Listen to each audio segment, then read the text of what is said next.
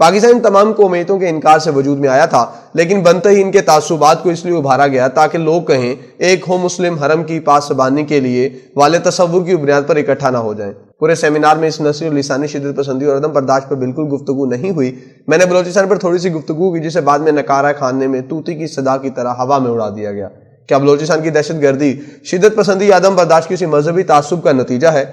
नवाब अकबर बुगटी के साने के बाद जो कुछ बलोचिस्तान में वहां पर आबाद पंजाबी और दीगर कौमों के लोगों पर बीता, वो एक अलमनाक दास्तान है। ये मामूली कारोबार, मजदूरी या नौकरी करने वाले लोग थे, हजाम, मिस्त्री, नानबाई वगैरह। पाकिस्तान में सबसे पहले शनाख्ती कार्ड देकर लोगों को अलहदा करके कत्ल करने का वाकया पीर गैब के मकाम पर हुआ, जब बलोचिस्तान डेवलपमेंट अथॉरिटी के मुलाजमीन पिकनिक मनाने गए हुए थे। तो इनमें से पंजाबी मुलाजमीन को अलहदा करके कतार में खड़ा करके गोलियों से भून दिया गया। चंद हफ्तों बाद ऐसा ही वाकया ढाडर के करीब हुआ, जब एक बस से लोगों को उतारकर बाकायदा शनाख्ती कार्ड देकर अलहदा किया गया और इन्हें कत्ल कर दिया गया। क्वेटा शहर से 1 लाख से ज्यादा पंजाबी जो वहां 3 नस्लों से आबाद थे और जिनके आबाओ अजदाद की कब्रें भी वहां मौजूद थी, हिजरत कर गए। पश्तून बलोच लड़ाई जो 80 और 90 की दिहाई में इस कदर जोरों पर थी कि क्वेटा शहर में अगस्त 1988 को पूरे 1 माह के लिए कर्फ्यू लगाना पड़ा। क्वेटा से कराची जाने वाली बसों पर पश्तूनों के लिए सफर करना मुश्किल हो गया था। इस शिद्दत पसंदी और अदम बर्दाश्त का ताल्लुक भी किसी मजहब, मसलक या अकीदे से नहीं था। कराची के लिए 15 अप्रैल 1985 का दिन ऐसा था जो इसे आग और खून के तालाब में बदल गया और आज तक ये शहर खौफ के साए से बाहर नहीं निकल सका। नाजमाबाद का इलाका, जहां N1 रूट की 2 मिनी बसें आपस में तेज रफ्तारी का मुकाबला कर रही थीं कि सर सैयद कॉलेज की 2 बहनें बुशरा और नजमा नवाब सादक अली रोड अबूर करने लगीं, तो इनमें से एक मिनी बस तले आ गई। बुशरा मौका पर जाँ बाग हो गई और नजमा शदीद जख्मी।